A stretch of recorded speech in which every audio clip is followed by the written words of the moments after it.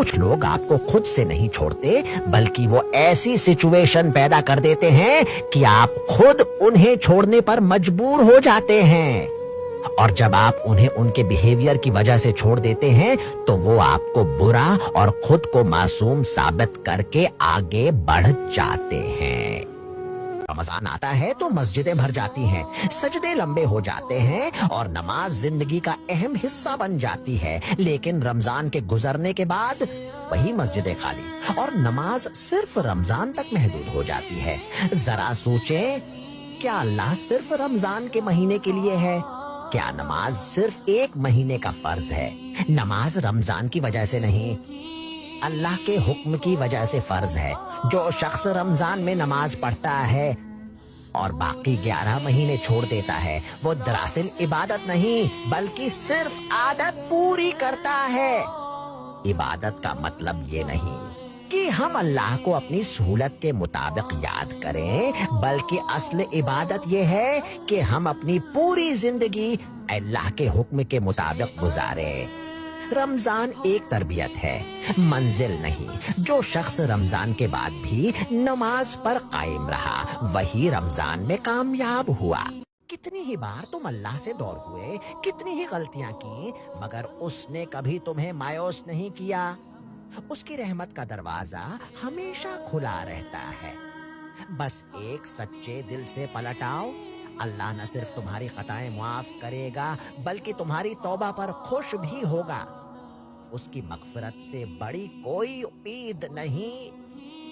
یا اللہ بس کر دے، تو جانتا ہے نا میں تھک چکا ہوں۔ ہر روز ہنستے چہرے کے پیچھے ایک رویا ہوا انسان چھپا ہوتا ہے۔ لوگ میرے درد کو نہیں دیکھتے، بس میرے لبوں کی خاموشی کو سمجھنے کا گمان کرتے ہیں۔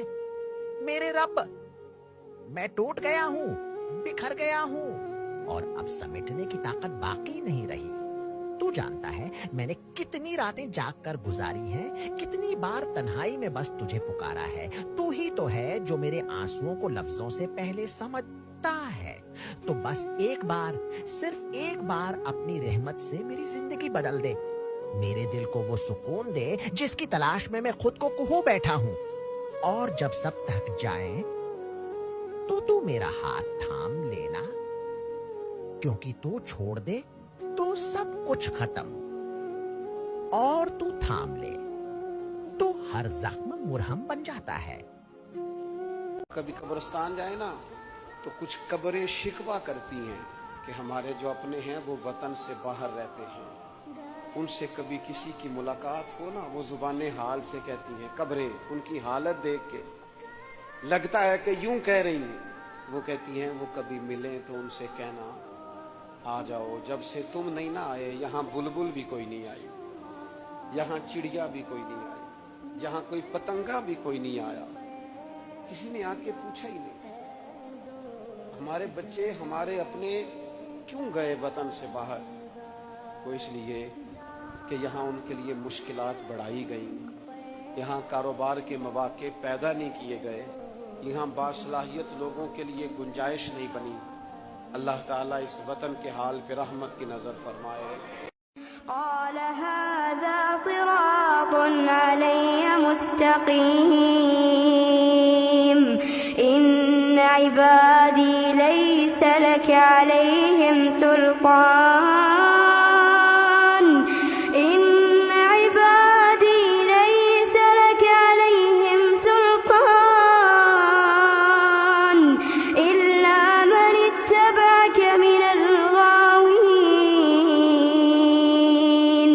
وَإِنَّ جَهَنَّمَ لَمَوْعِدُهُمْ أَجْمَعِينَ لَهَا 7 أبواب لِكُلِّ بَابٍ